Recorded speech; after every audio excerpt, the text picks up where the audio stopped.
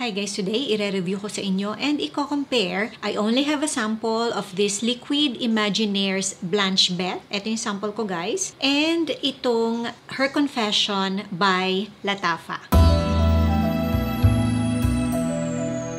Sobrang nauuso yung mga lactonic, milky kind of perfumes. Actually, matagal na siyang nauuso pero lately nagpe-penetrate na rin siya dito sa atin sa Pilipinas. So today, basahin ko sa inyo yung notes ko. Tignan natin anong kalalabasan nung experience ko nung time na tinetest ko itong dalawang perfumes. Pagpasensyahan nyo na pala guys, medyo bingi yung kaliwa kong tenga. Hopefully in few days makadaan na ako sa ENT para mapacheck siya. Nakakarinig siya pero medyo parang may nakabara ng konti. So, hindi ko alam kung sobrang lakas ba or sobrang hina nung boses ko. So, dito muna tayo sa Liquid Imagineers na Blanche Bet. Ulitin ko, sample lang yung meron ako. Ang mahal kasi nito guys. Kung i-check ninyo online, naglalaro between 17,000 to 21,000 depende kung saan ninyo siya bibilihin, kung saan ninyo siya o-orderin. So, etong Blanche Bet guys, initial spray parang salty na musky. I smell rice milk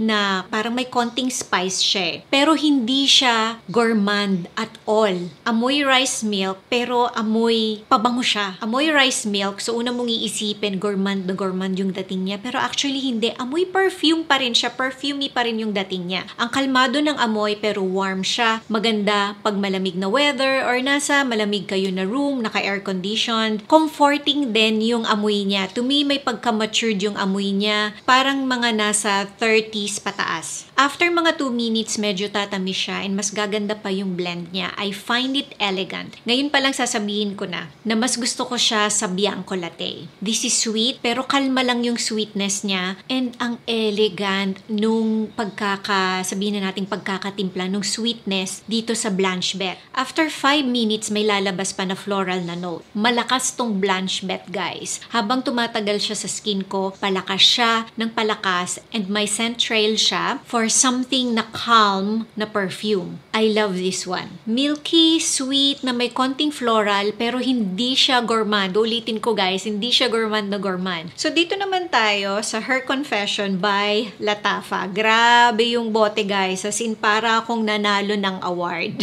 So, eto ang affordable nito guys. I mean, hindi siya sobrang mura, pero hindi rin siya yung super mahal. So, sa initial spray nito, actually even dito sa bottle, pag inaamoy ko, I get the rice milk din. Pero, ang lakas ng cinnamon nito guys. Actually, yung lakas ng cinnamon ang nakasira dito. Kasi I use perfumes naman na merong cinnamon. And, etong Blanche Bet, may pagka parang spicy nga siya dun sa initial na spray. Pero, etong Her Confession, parang binuhusan nila ng sobrang daming cinnamon na it's too much talaga guys. Kung sa lakas, eto na naman tayo guys. Si Blanche Bet between dito kay Her Confession, no? Mas malakas si Blanche Bet. Manipis yung amoy nitong Her Confession. Si Blanche Bet mas buo yung amoy ni Blanche Bet. So after 2 minutes, meron akong naamoy na maasim na parang lungad ng baby. Siguro yun yung parang milk na or something milky na note nito. Pero saglit lang yon, mawawala din siya. Pero kung familiar kayo sa amoy ng lungad ng bata, syempre mami ako and nag-alaga din ako ng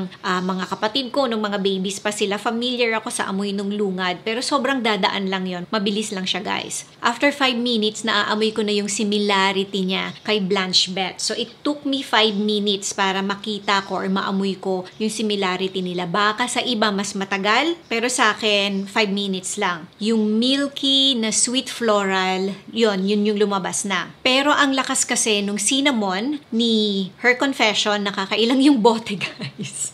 Tanggalin ko nga yung takip.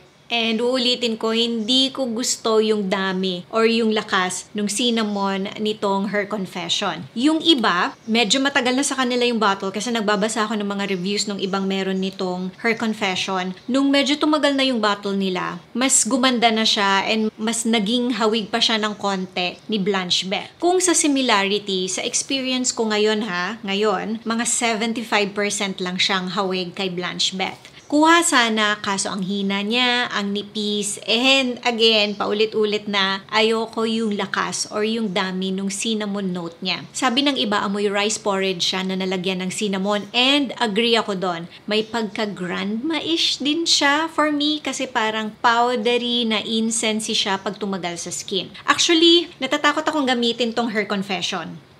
Kasi parang ang matured niya masyado. Hopefully, pag tumagal yung bottle ko, mas gumanda pa siya sa skin ko and sa nose ko. And gaya na sinabi ko kanina, I like perfumes with cinnamon, pero this one, it smells a bit too old for me. Pero hindi na siya bad kung pang-araw-araw lang na perfume, and lalo na siguro sa iba sa inyo na hindi masyadong lalabas yung cinnamon na note. Pero kung ayaw ninyo yung malakas na cinnamon na perfume or yung sobrang spicy na perfume, baka hindi ninyo magustuhan tong Her Confession. Between sa kanilang dalawa, mas gusto ko si Blanche Beth. Ang mahal niya lang, guys. So, meron ba kayo nitong dalawang perfumes? Alin dito sa kanilang dalawa yung gusto ninyo? Mag-comment nga kayo below. Thank you for watching and see you again on my next video. Bye!